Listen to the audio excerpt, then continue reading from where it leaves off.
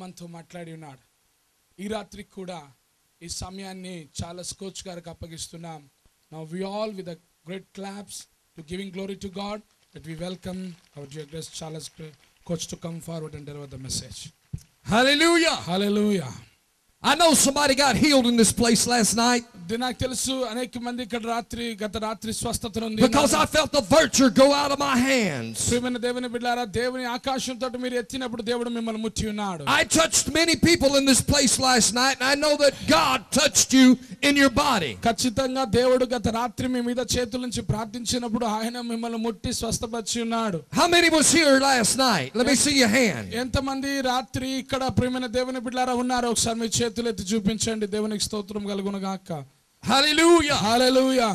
Now how many of you felt the fire of God go into your body last night? గత మరి నిన్నటి దినాన వాక్యం వింటున్నప్పుడు కానివ్వండి, లేకపోతే ప్రార్థించినప్పుడు ఎంతమంది నిజంగా ఒక బలమైన శక్తిని, దేవుని ఆశీర్వాదాన్ని ఇక్కడ రుచి చూడగలిగారు? మీ చేతులు ఎత్తి చూపిస్తాం ప్రియమైన దేవుని బిడ్డలారా. ఒకసారి అందరూ కూడా మీ చేతులు ఎత్తి ఒకసారి చూపిస్తాం. దేవునికి స్తోత్రం కలుగును గాక. Hallelujah. Hallelujah. Was you sick? And did we have anybody sick that can say that they got healed? ప్రియమైన దేవుని బిడ్డలారా, వ్యాధి కలిగిన వారు స్వస్థతను దేవుడు నాకు ఇస్తాడు అని నమ్మేవారు మీ చేతును పైకెత్తవచ్చు. ప్రియమైన దేవుని బిడ్డలారా. ఆమేన్. హల్లెలూయా. Hallelujah. Hallelujah. Raise your hand. Raise your hand. ప్రియమైన దేవుని బిడ్డలారా, If you got healed last night, I want to see your hand. ప్రియమైన దేవుని బిడ్డలారా, మీ చేతులు Hallelujah. Raise it చూపించండి. again. మీ చేతులు ఎత్తి చూపించండి. మీరు Raise it again. If you got healed. మీరు స్వస్థత పొంది ఉంటే చేతులు ఎత్తండి. స్వస్థత పొంది ఉంటే గత రాత్రి మీటింగ్ లో చేతులు ఎత్తండి. దేవునికి స్తోత్రం కలుగును గాక. You know you overcome by the word of your testimony. ప్రియమైన దేవుని బిడ్డ, నిన్నటి దినాన దేవుని యొక్క వాక్యము చేత మీరు ఇక్కడ There's one back there. Hallelujah. Come on up here, sir. Will you come up here and give your testimony? Come on. దయచేసి చేతులు ఎత్తారు కదా, మీరు ఇక్కడ రండి, ముందుకు రండి, ఒక్కసారి త్వరగా ముందుకు రండి. రాత్రి Come on up here. Hallelujah. ఆయన వెళ్తున్నప్పుడు Hallelujah. కార్ దగ్గర Somebody give Jesus a hand clap. చెప్పండి. Hallelujah. ఆహ్వానిస్తాం, దేవుని మహిమ పరుస్తాం. Praise the Lord. దేవునికి మహిమ కలుగును గాక. You know what a testimony is? సాక్ష్యం అంటే ఏంటి తెలుసా?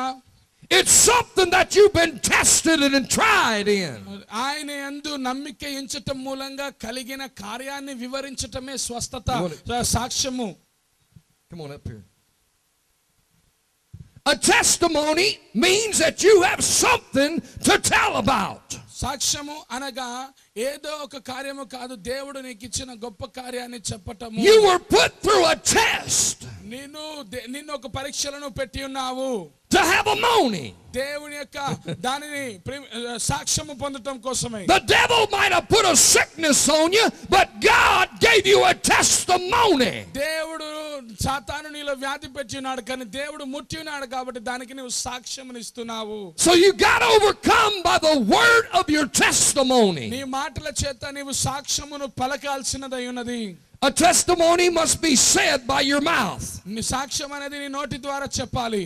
This brother here's got a testimony. రాత్రి ఏమైందండి? నాకు వినపడదంటే నాకు నడులు లాగేస్తుందని చెప్పి ఇది సంగతి అని చెప్పి నాకు భారం అయిపోతుంది, చాలా కట్టమండి. అలాగే పడుతున్నాను కాబట్టి బిళ్ళ కట్ట వాడుకున్నా కానీ నాకు ఇప్పుడు తగ్గలేదండి. అప్పుడు అంటే 8 సంవత్సరాలు కాదు, అప్పుడు దగ్గర 18 సంవత్సరాలు అవుతుందండి. ఈ 18